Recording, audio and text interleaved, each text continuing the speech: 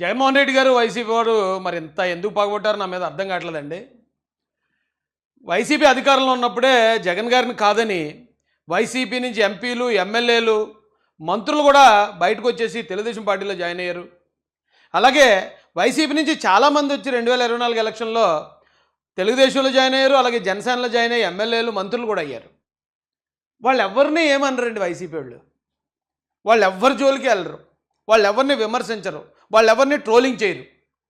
మరి నా మీద మాత్రం ఎందుకో ఇంత ప్రేమ వీళ్ళకి నాకు అర్థం కాదు. ఆ రోజు నాకు ఎమ్మెల్యే టికెట్ వచ్చినప్పుడు అలాగే విపరీతంగా ఎప్పుడో పాత వీడియోలు తెచ్చి సర్క్యులేట్ చేసి వాళ్ళని రెచ్చగొట్టి వీళ్ళని రెచ్చగొట్టి మొత్తం ఆ సీటు నాకు నేను వదులుకునేదాకా నిద్రపోలేదు. అంతకుముందు అలాగే కేసులు, రౌడీ షీట్లు. ఈ రాష్ట్రంలో చాలామంది ఉన్నారు, చాలా పార్టీల్లో చాలా పెద్ద పెద్ద నాయకులు ఉన్నారు, పెద్ద పెద్ద ఎమ్మెల్యేలు, మంత్రులు చేసిన వాళ్ళు ఉన్నారు. వాళ్ళందరినీ పట్టించుకొని జగన్మోహన్ రెడ్డి గారు నా ఒక్కరి విషయంలో మాత్రం ఎందుకు ఇంత ఫోకస్ చేస్తాడో నాకు అర్థం కాలేదు. నేను ఒక ఇల్లు కడుతున్నాను. గత 2 సంవత్సరాల క్రితం ఒక వీడియో పెట్టాను మీకు. ఏమంటే ఒక ఇల్లు కట్టుకుందాం అనుకుంటున్నానని. 2 సంవత్సరాలు అవుతుంది, ఇప్పటికీ అది పూర్తవలేదు, నడుస్తూనే ఉంది. ఎందుకు ఒక ఇల్లు కట్టడం లేట్ అవుతుందో మీ అందరికీ తెలుసు, దాన్ని నేను ప్రత్యేకంగా చెప్పక్కర్లే. అయితే ఈ ఇంటి గురించి, అంటే ఇల్లు అంటే పర్సనల్ కదండి. భార్య పిల్లల కోసం మనకు అవకాశం ఉన్న చోట మన సంపాదనో ఆదాయాన్నో అప్పులు చేసుకునో లోన్ తీసుకునో బంగారం తాకట్టు పెట్టో ఏదో ఒక విధంగా ఒక ఇల్లు కట్టుకోవాలనుకుంటాం. పైగా జగన్మోహన్ రెడ్డి గారి దయ వల్ల నా లైఫ్కి అప్పుడు గ్యారంటీ లేదు. నా లైఫ్ గ్యారంటీ లేదు, ఇంత రిస్క్లో ఉన్నాను. నాకు ఏదైనా అయితే, ఇప్పుడు మా అమ్మ లేదు, చనిపోయింది. తర్వాత మా నాన్న చనిపోయారు. ఇక నేను లేకపోతే నా కుటుంబానికి ఇంకెవరు ఉంటారు? సరే కదా అని నేను ఉన్నా లేకపోయినా కనీసం వాళ్ళు ఉండడానికి ఒక ఇల్లు అన్న ఉండాలని చాలా కష్టపడి మొదలుపెట్టాను, కడుతున్నాను. ఆ ఇంటి మీద ఈ రోజున వైసీపీ వాళ్ళు మొత్తం ట్రోలింగ్ మొదలుపెట్టారండి. వైసీపీకి సంబంధించిన వాళ్ళు, వైసీపీలో ఉన్న దళితులు ఇంత దరిద్రంగా ఉన్నారండి. ఎలా ట్రోల్ చేస్తున్నారు చూపిస్తాను చాలా అకౌంట్ల నుంచి. ఇక నన్ను ఎప్పుడో పాత వీడియోలు తిప్పేవారు, ఇక పాత వీడియోలు తిప్పిన ఎవరు చూడలేదు. ఈ పాత వీడియోలో అప్పుడున్న సమయానికి ఆయన మాట్లాడాడు అంటున్నారని ఇప్పుడు కొత్తగా ఒక ఇది క్రియేట్ చేసి వీళ్ళు ఏమి రాశారు చూడండి ఒకసారి. వైఎస్ జగన్ 2.0 అనే ఒక ఇన్స్టాగ్రామ్ అకౌంట్ నుంచి ఉన్న వీడియో చూపిస్తున్నాను మీకు. ఇంకా మొత్తం మీకు టోటల్గా చూస్తే మీరు కొడితే రాయేష్ మాసన్ ఇల్లు అని కొడితే వచ్చేస్తుంది. ఇంకా కన్స్ట్రక్షన్ పూర్తి అవ్వలేదు. ఎంత పాపులర్ చేశారండి ఇంటిని. ఏంటో నేనంటే అంత ప్రేమ, అంత పగ ఏంటో మరి నాకు అర్థం కావట్లేదు. ఏం రాశారండి? మాసన్ మీడియా, మాసన్ రాయేష్, కాకినాడలో అద్దెంట్లో బతుకుతూ నెలకు అద్దె కట్టుకోవడానికి కూడా గతిలేని నీకు టీడీపీ ప్రభుత్వం అధికారంలోకి వచ్చిన ఏడాదికే 3-4 కోట్లు పెట్టి ఇల్లు ఎలా కడుతున్నావు? 50 లక్షలు పెట్టి కారు ఎలా కొన్నావు? నీకు ఇన్ని కోట్లు టీడీపీ ప్రభుత్వం వచ్చిన వెంటనే ఎక్కడి నుంచి వచ్చాయి? ఎలా సంపాదించావు? టీడీపీ ప్రభుత్వం వచ్చిన అంటే మొన్నదాకా 2 కోట్లు అనేవారండి. ఏట్రా ఎంత చెప్తున్నారు అంటే, మా ఇల్లు అంత అందంగా ఉందా, అంత కాస్ట్లీగా కనిపిస్తుందా అనుకునేవాడిని. ఇప్పుడు మళ్ళీ పెంచి 3-4 అంటే 3కి 4కి మధ్యలో ₹1 కోటి ఉందరా నాయన. అది 3 కోట్ల 4 కోట్ల? కనీసం అబద్ధం అన్నా ఏదో ఒకటి ఫిక్స్ అయ్యి చెప్పండి. అంటే 3-4 కోట్లు పెట్టి ఎలా కడుతున్నావు ఏంటని అంటే ఒక ప్రచారాన్ని దళితుల్లోకి తీసుకెళ్లారు. ఎందుకంటే అండి, ఈయన అధికారంలో ఉన్నప్పుడు, జగన్ గారు అధికారంలో ఉన్నప్పుడు ఓట్ బ్యాంక్గా ఉన్న క్రిస్టియన్స్ కానీ, దళితులు కానీ, ముస్లిమ్స్ కానీ వీళ్ళని జగన్మోహన్ రెడ్డి చేస్తున్న అన్యాయాలు ఎప్పటికప్పుడు చెప్తూ చైతన్యపరుస్తూ నేను బాగా డ్యామేజ్ చేశాను అనుకుంటాండి. ఎందుకంటే ఈ ఎలక్షన్ అయిపోయి 2 సంవత్సరాలు అయిపోయింది. ఇప్పటికీ నా మీద ఇంత పగబెట్టుకుని ఆ ఇంటిని కూడా ఇంత ట్రోల్, అంటే వేరే పలానా చోట 100 ఎకరాలు కొన్నాడు, 50 ఎకరాలు కొన్నాడు, లేకపోతే పలానా చోట బిల్డింగ్లు బొల్లేరులు కొన్నాడు అనేది లేక, సొంతూరులో పల్లెటూరు అండి అది, ఉత్తరకేంచి అంటే చిన్న గ్రామం. ఈ గ్రామంలో స్థలం కాస్ట్ ఎంత ఉంటుంది?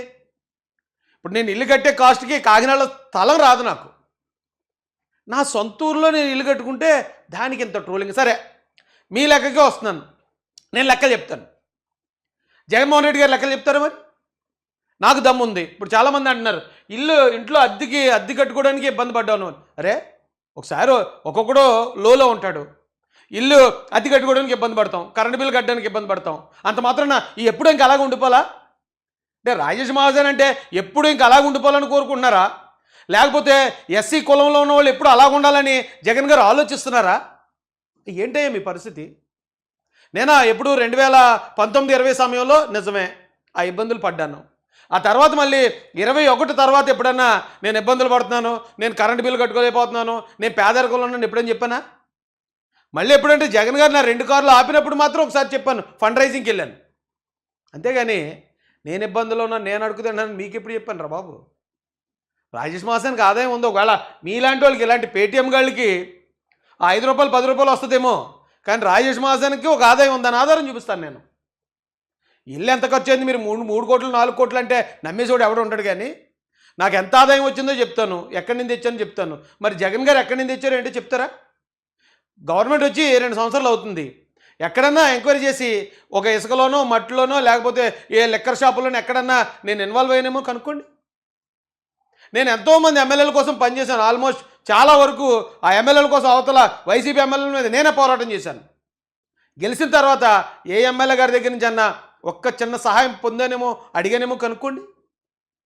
అంతెందుకు, మొన్న తానాకు కూడా, తానా అంటే ఎంత పెద్దోళ్ళు, అలాంటి తానాకి ఇన్వైట్ చేసి, రాయేష్ ఇదిగో ఇంత పెద్ద మీటింగ్లు అందరూ ఇన్వెస్టర్లే, నువ్వు అక్కడ ఎస్సీస్ కోసం ఏదైనా కార్యక్రమాలు చేపడతానంటే నువ్వు లెగిసి ఒక 10 నిమిషాలు మాట్లాడు, నీకు ఈజీగా బోల్డంత ఫండ్ రైజ్ అవుతుంది, వీళ్ళందరూ నేను చాలా అభిమానిస్తున్నారు, లెగిసి మాట్లాడంటే.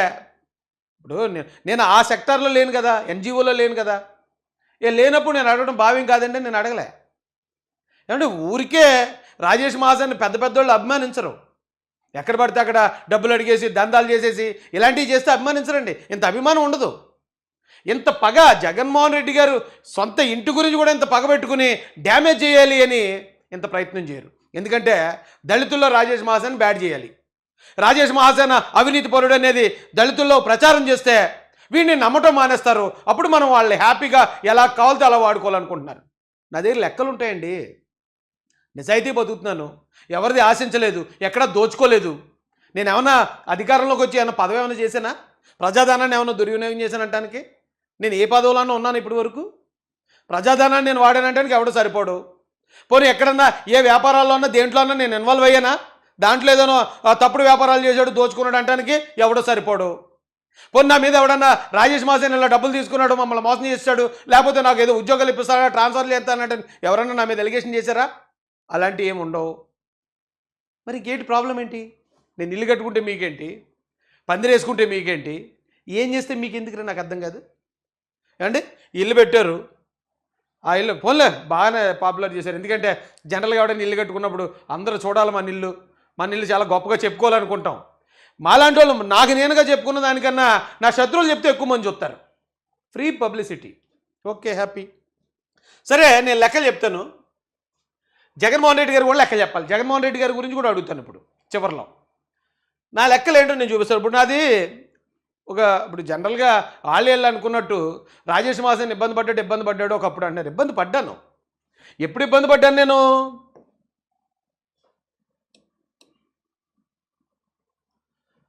2017 వరకునండి.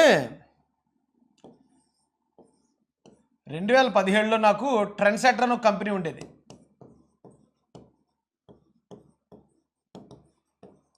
ఈ కంపెనీకి ఎండీని నేను. ఈ కంపెనీలో 50 మంది మహిళలు పనిచేసేవారు. అప్పుడే 50 లక్షలు దాని వాల్యూ, యూనిట్ వాల్యూ. నెలకు లక్షల్లో ఉండేది. నేను ఇచ్చే జీతాలే 1,80,000 ఇచ్చేవాడిని 2017. అంతకన్నా ముందు ఈ యూజ్డ్ 2 వీలర్స్ వెహికల్స్ అది ఆ సేల్ చేసి కన్సల్టెన్సీ ఉండేది. ఆ సమయంలోనే నెలకు లక్షలు సంపాదించేవాడిని. అంతకన్నా ముందు ఒక ఫైనాన్స్ కంపెనీలో చాలా మంచి పొజిషన్లో ఉద్యోగం చేసేవాడిని. నేను ఎప్పుడూ ఈ పేదరికం లేకపోతే ఇబ్బంది నేను ఎప్పుడు పడలే. ఇంకా వెనక్కి వెళ్తే మా తాత, మీకు ఎప్పుడు చెప్తూనే ఉంటాను, సరిపల్లి వెంకటస్వామి గారు 12 ఎకరాల రైతు. మా తాతల కాలంలోనే రైతులు మేము. అలాగే మా అమ్మమ్మ తాతయ్య ఇద్దరు కూడా హెడ్ మాస్టర్లు ఆ సమయంలో. ఇప్పుడు కూడా మా అత్తగారు మామగారు ఇద్దరు గవర్నమెంట్ ఎంప్లాయీసే, గవర్నమెంట్ ఆఫీసర్లు, రిటైర్ అయ్యారు. అద్దె కట్టుకోవడానికి లేని పరిస్థితి నేను ఎప్పుడు అనుభవించానంటే, కరెక్ట్గా ఈ ట్రెండ్ సెటర్ విషయంలో బిజినెస్లోకి ఎప్పుడైతే వచ్చానో ఫుల్ అట్రాసిటీస్ చూశాను. ఎస్సీఓడు అంటే అన్ని ఇది వ్యాపారం చేయనివ్వకపోవడం, కాంపిటేటర్స్ ఎస్సీఓడు ఆడి దగ్గరికి వెళ్ళకండి, ఆడి సరిగ్గా టైంకి ఇవ్వడం, టైంకి డెలివరీలు ఉండవు, రకరకాలుగా చెప్పి బ్యాంక్ మేనేజర్ మోసం చేసి అన్ని రకాలుగా నలిపేశారు ఈ టైంలో నన్ను. లేకపోతే అప్పుడు దాకా నాకు ఈ పోరాటాలు, ధర్నాలు, రాష్ట్రాలకు ఏమీ తెలియదు. ఎంఆర్ ఆఫీస్కి కూడా వెళ్ళింది లేదు నేను ఎప్పుడైతే ఇక్కడ నేను అంత క్షోభకు గురయ్యానో అప్పుడు బయటకు వచ్చాను. అరే ఏంటి ఎంత దారుణంగా ఉంది, ఇప్పటి వరకు ఉద్యోగం చేసుకుంటుంటేనో లేదా మరో చిన్న చిన్న వ్యాపారాలు చేసుకుంటే లేనిది ఒక యూనిట్ పెట్టగానే ఒక ఇండస్ట్రీ పెట్టగానే ఎంత చూసామేంటి మనం. నా పరిస్థితి ఎలా ఉందంటే మిగతా వాళ్ళ పరిస్థితి ఎలా ఉందో, సరే మనం ఫైట్ చేయాలని చెప్పి ఇక్కడి నుంచి మొదలయ్యాను నేను. ఈ 2017 నుంచి 2018 ఇది లేద్దామండి 19 ఈ 2 సంవత్సరాలు ఇబ్బంది పడ్డాను నేను, చాలా ఇబ్బంది పడ్డాను. ఫైట్ చేస్తుండేవాడిని విదేశాల్లో, దేశ విదేశాల్లో, అప్పటికే 2-3 దేశాలు వెళ్ళొచ్చాను నేను మీటింగ్లకి, మహాసన్ మీటింగ్లకి. కానీ ఫైనాన్షియల్గా ఇబ్బంది పడుతూనే ఉన్నాను. ఈ సమయంలో చెప్పాను నేను, ఏమంటే ఇక్కడ పరిస్థితి ఎలా ఉంది, సిచ్యువేషన్ ఎలా ఉంది, ఊరికే నా మీద ఒత్తిడి చేయకండి. నేనే అద్దె కట్టుకోలేని పరిస్థితిలో ఉన్నాను, నేనే కరెంట్ బిల్ కట్టలేని పరిస్థితిలో ఉన్నాను, నేనే పిల్లలకు ఫీజు కట్టలేని పరిస్థితిలో ఉన్నానని ఇది ఎప్పుడు 2018-19లో అన్నాను. ఇప్పటికి ఎన్ని సంవత్సరాలు అయింది? 19 నుంచి ఇప్పటికి 7 సంవత్సరాలు అయింది. ఆ 7 సంవత్సరాలు కూడా మనిషి అలాగ ఉండిపోతాడండి. అయితే ఇప్పటికి తేడా ఏంటంటే, అప్పుడు కూడా నేను ఫైట్ చేసేవాడిని, గ్రౌండ్లోకి వెళ్ళేవాడిని, ధర్నాలు చేసేవాడిని. అలాగే ఆ ఫైట్ని మొత్తం ఫేస్బుక్ వేదికగా బయటకు తీసుకెళ్ళేవాడిని. ఫేస్బుక్లో మిలియన్స్ చూసేవారు, చాలా పెద్ద పాపులర్ అప్పుడే నేను. ఎక్కడ పడితే అక్కడే, ఏమంటే ఇక్కడ ఉండి నేను ఒక పోరాటం చేస్తూ ఉంటే కువైట్లో ఒక 50 మంది 100 మంది తయారయ్యి నాకు సపోర్ట్ చేస్తానని ముందు రావడం ఏంటి, ఇజ్రాయెల్లో తయారవడం ఏంటి, దుబాయ్లో తయారవడం ఏంటి, వాళ్ళందరూ నన్ను అక్కడికి ఇన్వైట్ చేసి అక్కడ మీటింగ్లు పెట్టి మంచి ఆతిథ్యం ఇచ్చి మళ్ళీ పంపించారు మా నాయకుడు అని చెప్పి, ఓన్లీ ఫేస్బుక్ ద్వారా. అయితే 2021లో నేను ఇంకో పని చేశానండి. 2021కి వచ్చేటప్పటికి నేను ఏం చేశానంటే, ఇదే పని, అదే ఫైట్ని మహాసేన మీడియా అని మార్చి ఈ స్టూడియో ఓపెన్ చేశాను. ఇది చాలా చిన్న రేకుల షెడ్.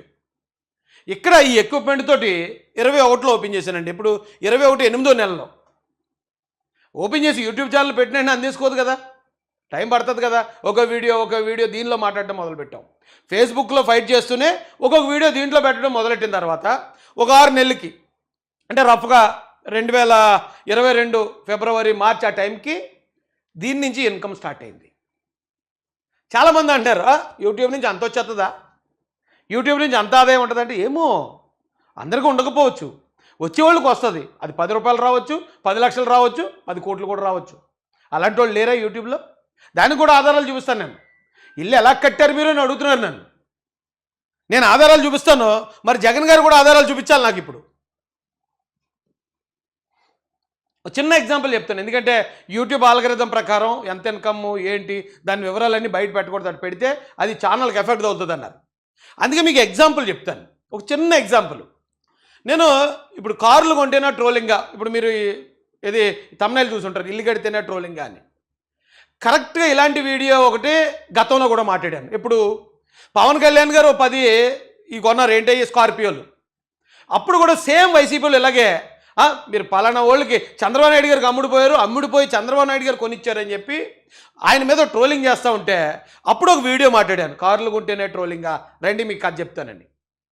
10 కార్లు కొనలేని పరిస్థితుల్లో పవర్ స్టార్ పవన్ కళ్యాణ్ గారు ఉన్నారా, చిరంజీవి గారు ఆస్తులు ఎంత, మీ ఆస్తులు ఎంత అని చెప్పి అఫిడవిట్లతో సహా చూపించాను ఆ రోజున. అయితే ఇప్పుడు ఈ వీడియోకి సేమ్ ఒకటే తమ్నైల్ కాబట్టి దాన్ని ఎగ్జాంపుల్ చూపిస్తున్నాను మీకు. ఈ వీడియో 1.8 మిలియన్ చూసారంటే 18 లక్షల మంది చూశారు. ఈ 18 లక్షల మంది చూస్తే దీనికి వచ్చిన ఇన్కమ్ ఎంత అంటే అండి 63,541 ఒక్క వీడియో. ఆ ఒక్క వీడియోకే 63,541 రూపాయలు వచ్చింది 18 లక్షల మంది చూస్తే. నేను అలాంటి ఎన్ని వీడియోలు మాట్లాడానండి? 7,277 వీడియోలు మాట్లాడాను ఇప్పటిదాకా. 2022 నుంచి ఇప్పటి వరకు 7,277 వీడియోలు వైసీపీ మీద మాట్లాడటం అంటే ఒక్కొక్క వీడియో ఒక్కొక్క కేసు తెచ్చింది కూడా ఉంది నాకు. ఆదాయం అనేది నాకు సెకండరీ. ఫస్ట్ ఏంటి, జగన్ మీద ఆ రోజున ఒక వీడియో మాట్లాడాలంటే ఖచ్చితంగా జైలుకి వెళ్ళాలి, హౌస్ అరెస్ట్ అవ్వాలి, కేసులు పెట్టించుకోవాలి, కోర్టులకు తిరగాలి, రౌడీ షీట్లు ఓపెన్ చేయించుకోవాలి, హత్యా ప్రయత్నాలకు గురవ్వాలి. అలా ప్రాణాలకు తెగించి నేను చేసిన పోరాటానికి యూట్యూబ్ వారు నాకు ఇచ్చిన ఒక కన్సలేషన్ ప్రైజ్ లాంటిది ఇది ఈ ఇన్కమ్ అనేది. 7,277 వీడియోలు మాట్లాడాను, మీకు చూపించాను. ఒక వీడియోలో 18 లక్షలు అంటే 17 లక్షల మంది చూస్తేనే 63,000 వచ్చింది. ఇక్కడ టోటల్ వ్యూస్ చూడండి మీరు ఒకసారి, 52,90,98,000 అంటే 53 కోట్లు. క్యాలిక్యులేటర్ ఆన్ చేయండి ఒకసారి. టోటల్ ఎంతండి? 53 కోట్లు. నాకు నా ఛానల్కి యావరేజ్గా అంటే వేరే ఛానల్కి వేరేగా ఉంటాయి ఏంటది సబ్స్క్రైబర్స్ అది ఇది ఆ లెక్కల ప్రకారం ఒక్కొక్కరికి ఎక్కువ రావచ్చు నాకన్నా నాకన్నా తక్కువ రావచ్చు. కానీ నా బేస్ ఎలాగంటే 1,00,000 మంది చూస్తే 3,000 నుంచి 4,000 వస్తుంది. 3,000 నుంచి 4,000 రూపాయలు వస్తుంది. 1,00,000 మంది వ్యూస్ ఏదైనా ఒక వీడియో ఒక లైవ్, నేను అన్ని లైవ్లే మాట్లాడతాను కదా, లైవ్కి అది ఎక్కువ ఇన్కమ్ ఉంటుంది. 3,000 నుంచి 4,000 రూపాయలు వస్తుంది 1,00,000 మంది వ్యూస్ ఒక వీడియోని చూస్తే. ఓకే, మీరు కావాలంటే దీన్ని కూడా చూడండి. 17 లక్షలు డివైడెడ్ బై 63,000 చేయండి, దాదాపు 3,000 నుంచి 4,000 మధ్యలో వస్తుంది. ఇప్పుడు ఈ 53 కోట్లని 53 కోట్లు ఎన్ని లక్షలు ఉన్నాయి? 53 కోట్లు డివైడెడ్ బై 1 లక్ష కొట్టండి అంటే 5,300 ఉంటుంది అనుకుంటా. 5,300 లక్షల మంది వ్యూస్ అనుకుందాం. 5,300 ఇంటూ యావరేజ్లో 3,000 చూద్దామండి, రఫ్గా 3,000 చూద్దాం. ఏమంటే ఒకసారి అది క్యాలిక్యులేట్ చేయండి.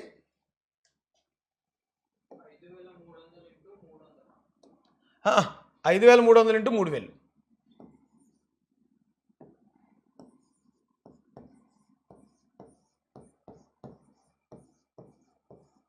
ఎంత అయిందండి? 1,59,00,000 అయిందండి.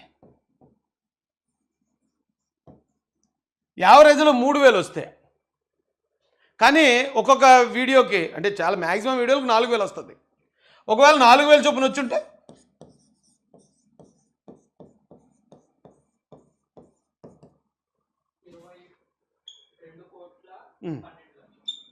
2,12,00,000 అండి. మీరు ఎవరో ఇది టీడీఎస్ కట్ అయ్యి వస్తుంది. పైగా ఈ అకౌంట్కు సంబంధించి నేను ఐటీ రిటర్న్స్ కూడా ఫైల్ చేశాను. అంటే టీడీఎస్ రూపంలోనూ గవర్నమెంట్కి కట్టాను, మళ్ళీ ఐటీ ఇన్కమ్ ట్యాక్స్ రూపంలో కూడా గవర్నమెంట్కి కట్టాను. అంటే ఇది ప్యూర్లీ జెన్యూన్గా వచ్చిన ఆదాయం. దీనికి మధ్యలో ఉంది నాకు వచ్చిన ఆదాయం. అంటే ఇవన్నీ డిస్క్లోజ్ చేయలేం కాబట్టి చెప్తున్నాను. ఎప్పటి నుంచి? 2022 నుంచి 24 దాకా, అంటే ఎలక్షన్ దాకా. మీరు చెప్పింది అదే కదా, ఎలక్షన్ వరకు. ఎందుకంటే ఎలక్షన్ అయిన తర్వాత నేను ఇందులో వీడియోలు మాట్లాడటమే మానేశాను. ఎప్పుడైతే కూటమి గవర్నమెంట్ అధికారంలోకి వచ్చిందో, కావాలంటే మీరు చూడండి, ఎలక్షన్ వరకునే నేను గట్టిగా ఫైట్ చేసింది. ఆ ఫైట్కి నేను ఎన్నో వీడియోలు, అంటే జగన్మోహన్ రెడ్డి గారు చేస్తున్న సంక్షేమ పథకాల పేరుతో చేస్తున్న అన్యాయం, లేదా ఆయన ఫిష్ మార్టు లేకపోతే ఇంకొక మాట అనుకుంటూ జనాలను చేస్తున్న మోసం, అంబేద్కర్ గారి కోసం ఆయన పేరు మార్చింది, అలా 7,200 వీడియోస్ మాట్లాడాను. రఫ్గా నా ఇన్కమ్ ఇది 2022 నుంచి 24 దాకా, అంటే 2 సంవత్సరాలు. 2 సంవత్సరాలు మ్యాక్సిమం ఇది చూద్దాం, 2 కోట్లు చూద్దాం. సంవత్సరానికి 1 కోటి రూపాయలు. సంవత్సరానికి 1 కోటి రూపాయలు అంటే నెలకి ఎంత? దాదాపు 8 లక్షలు, 7 లక్షల నుంచి 8 లక్షలు ప్రతి నెల. అద్దె కట్టుకోవడానికి లేదు, కరెంటు బిల్లు కట్టడానికి లేదంటారు. ఎప్పుడు అలాగ ఉండర్రా మనుషులు. ఇది కేవలం కంప్లీట్గా నా కష్టార్జితమే కదా. ఎన్నో వీడియోలు, దానివల్ల ఎన్నో కేసులు పడ్డాను, ఎన్నో కష్టాలు పడ్డాను, హౌస్ అరెస్టులకు గురయ్యాను, గొంతు పోయేది. జగన్మోహన్ రెడ్డి గారు చేస్తుంది, చంద్రబాబు నాయుడు గారి కోసం, పవన్ కళ్యాణ్ గారి కోసం నేను మాట్లాడిన వీడియోలు అయ్యి సాయంత్రంకి వచ్చేటప్పటికి గొంతు పోయేది, గొంతు విపరీతమైన పెయిన్ వచ్చేది. అయినా కూడా లేదు, మనం ఖచ్చితంగా ఈ రాష్ట్రం కోసం మాట్లాడాల్సిందే, ఏది జరిగితే అదే జరుగుతుంది. చాలామంది అంటారు నాతోటి, నేను ఎంత పోరాడానో నాకు తెలియదు, కానీ చాలామంది నాకు చెప్పినప్పుడు అనిపిస్తుంది, ఆ టైంలో ఎవడో మాట్లాడేవాళ్ళు లేనప్పుడు నువ్వు మాట్లాడేవారు ఆయుష్ అని. దానికి నాకు వచ్చిన ఇన్కమ్ ఇది. ఏమండి, ఇది కాకుండా నాకు ఇక్కడే బొమ్మింగ్, మీరు వెళ్ళి ఎంక్వైరీ చేసి చెప్పేస్తారు, బొమ్మింగ్ ఐసిఐసిఐ బ్యాంకు మా ఊరు పక్కనే. నాకు 45 లక్షల లోన్ ఉంది. ఎన్ని సున్నాలు పెట్టాలి, అదొక తలపోటేది. బొమ్మింగ్ ఐసిఐసిఐ బ్యాంకులో 45 లక్షల లోన్ ఉంది. ఇంకోటి కారు కొన్నాడు. కారు ఎక్కడి నుంచి కొన్నాడు అన్నాడు. కారు బ్యాంక్ ఆఫ్ బరోడాలో 42,000 ఈఎంఐ, ఇంకా దానికి దాదాపుగా 25 నుంచి 30 లక్షలు ఉంది లోన్ కట్టాల్సింది. ఇప్పుడు వచ్చి ఒక వాయిదా కూడా పెండింగ్ లేదు, ఒక్క వాయిదా కూడా పెండింగ్ లేదు. అర్థమైందా? ఇది దాదాపుగా 25 నుంచి 30 లక్షలు ఈ లోన్ ఉంది. అంటే రఫ్గా ఇక్కడ ఇంటికి సంబంధించి ఒక 45 లక్షలు, అలాగే కారుకు సంబంధించి ఒక 20 నుంచి 30 లక్షల రూపాయలు బ్యాంక్ ఆఫ్ బరోడాలో లోన్లు ఉన్నాయి. ఇప్పుడు నా ఇల్లు వచ్చి మీరు చూడండి, ఖచ్చితంగా 1 కోటి రూపాయలు పైనే అవుతుంది దానికి. అదేం చిన్న ఇల్లు ఏం కాదు.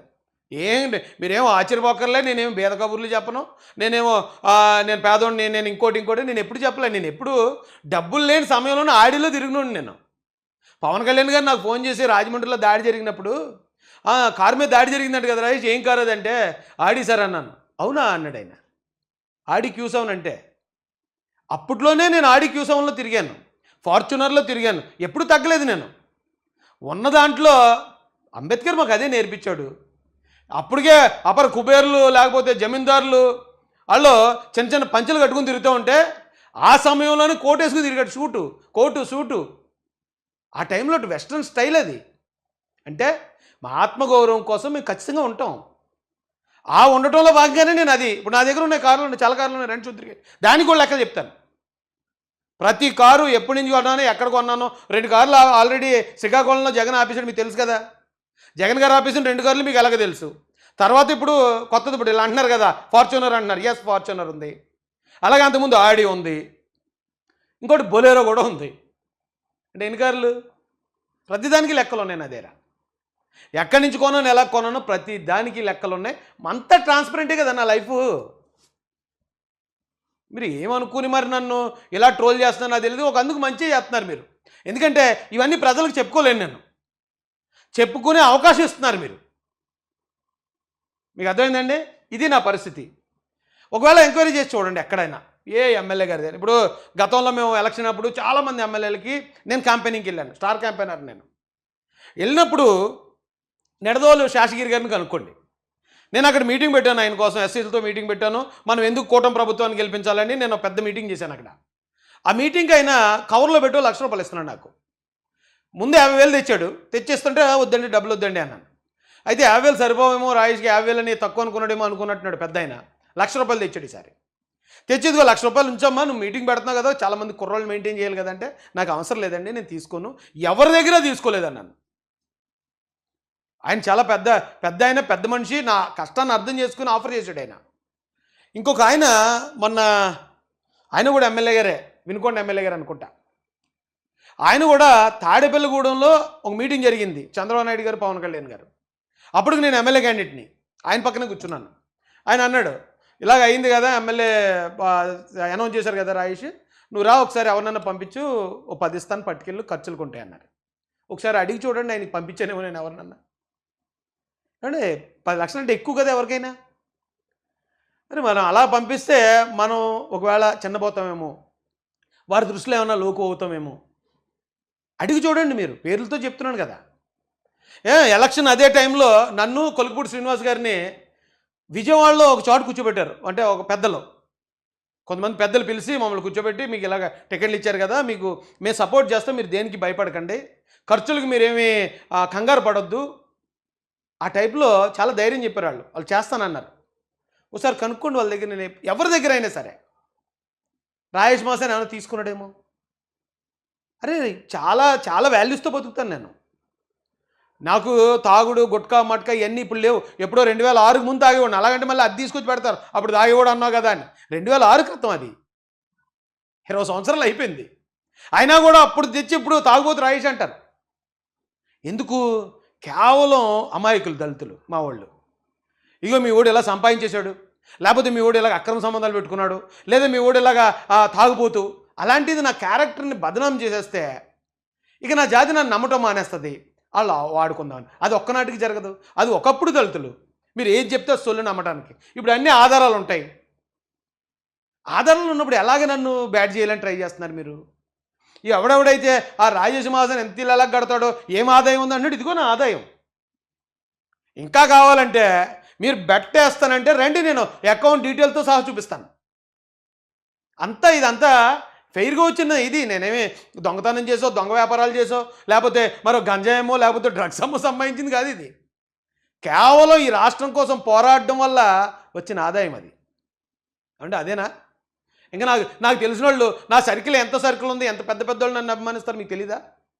ఒకవేళ నిజంగా నా ఇంటికి ఇబ్బంది అయ్యి ఏదైనా అవసరం అయితే ఓ 10 ఇవ్వండి, ఓ 25 ఇవ్వండి అని ఎవరిని అడిగినా ఇస్తారు నాకు. కానీ ఇప్పుడుకొచ్చి ఎవరిని అడగలే. ఇంటి నిర్మాణం మొత్తం నా కష్టార్జితంతోనే జరగాలి కాబట్టి ఖచ్చితంగా అదే చేద్దామని చెప్పి అదే లేట్ అవుతుంది, అందుకే లేట్ అవుతుంది. దాన్ని కూడా ట్రోల్ చేస్తే ఎలాగండి? దాన్ని కూడా అవమానించి, ఇప్పుడు మీరు ఆల్రెడీ నా పరిస్థితి, అంటే మిమ్మల్ని రిక్వెస్ట్ చేయట్లేదు, ప్రజల్ని రిక్వెస్ట్ చేస్తున్నాను. వైసీపీ వాళ్ళని రిక్వెస్ట్ చేసినా వాళ్ళ బుద్ధి వంకర కుక్కతోకది. దాన్ని మనం ఎంత వంకర తీసినా పోదు. కానీ ప్రజలు అర్థం చేసుకోండి. గవర్నమెంట్ వచ్చిన తర్వాత నుంచి నా పొజిషన్ ఎలా ఉందో అందరికీ తెలుసు. అందరికీ తెలిసినా కూడా ఇక ఏమీ లేక ఉన్న ఏదో ఎక్కడో పల్లెటూరులో మారుమూల ప్రాంతాలు కట్టుకున్న ఇంటిని కూడా వీళ్ళని ఇలా ట్రోల్ చేసి బదనాం చేసి అంటే మానసికంగా కృంగదీసే ప్రయత్నం అండి ఇది. తప్పు కదండి ఇది. ఇది నా లెక్కలో. ఇప్పుడు ఇంకా నాకు డబ్బులు ఏమైనా అవసరం అయితే బంధువులను మిత్రులను అడిగితే ఇచ్చేవాళ్ళు చాలామంది. ఇప్పుడు ఎన్ఆర్ఐలు ఉన్నారండి మా ఆసానోళ్ళు. వాళ్ళు అడిగారు, అన్నీ ఇల్లు కడుతున్నాడు కదా, మనం కూడా ఏమన్నా చేయేస్తే బాగుంటుంది కదా, ఒక 5-10 పంపిస్తే బాగుంటుంది కదా అని అడిగి చూడండి వాళ్ళ నాళ్ళతో. అస్సలు వద్దు, ఇంటి నిమిత్తం ఎవ్వరూ నాకు డబ్బులు పంపించొద్దు. ఒక్కరి దగ్గర కూడా ఒక్క రూపాయి కూడా తీసుకోకూడదు అనేది నా ఉద్దేశం. నాకు హెల్ప్ చేసే వాళ్ళు చాలామంది ఉన్నారు. ఎందుకంటే ఆ రోజున జగన్ కారు ఆపేసినప్పుడు, 2 కార్లు ఆపేసినప్పుడు అప్పటికప్పుడు కారు కొనాలంటే కొనలేను నేను అప్పుడున్న పరిస్థితికి. సరే ఇలా వీడియో పెట్టాను ఒకటి, నేను కొంటాను ఖచ్చితంగా కారు, మీరు ఎవరైనా సపోర్ట్ చేసే ఉద్దేశం ఉంటే సపోర్ట్ చేయండి అంటే ఆ రోజున 3000 ట్రాన్సాక్షన్లు జరిగాయి. ఇది 24 గంటల లోపు లక్షల రూపాయలు వచ్చింది అందులోకి. మీకు తెలుసా ఏఎంఎల్ అని ఏదో ఒక మెసేజ్ వచ్చింది నాకు, అకౌంట్ బ్లాక్ చేశారు. అకౌంట్ బ్లాక్ చేశారు అని చెప్పి చూస్తుంటే అకౌంట్ ట్రాన్సాక్షన్ జరగట్లే ఫోన్పేలు.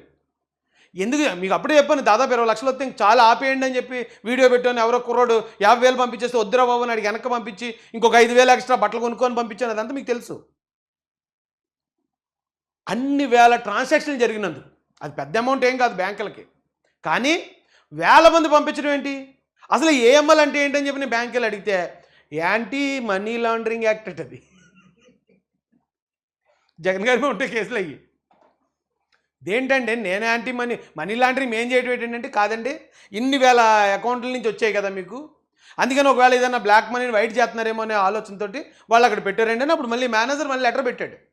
లేదంటే ఏదైనా సో ఇన్ఫ్లుయెన్సర్ అండి, నిన్న ఇలా ఒక ఫండ్ రైజింగ్ జరిగిందట, దానికి ఇదంట పరిస్థితి అంటే అప్పుడు మళ్ళీ వెంటనే 10 రోజులకి దాన్ని రిలీజ్ చేశారు. అంత అభిమానం చూపిస్తారు ప్రజలు నా మీద. అలాంటి అవకాశాలు ఎన్నో అవకాశాలు ఉన్నాయి నా ముందు. నేను ఒక ఇల్లు కట్టుకోవడానికి నేను ఏదో కరెంట్ బిల్లు కట్టలేదు, ఇంటర్నెట్ కట్టలేదు అంటారు ఏంట్రా బాబు, ఇదేం దరిద్రం రా.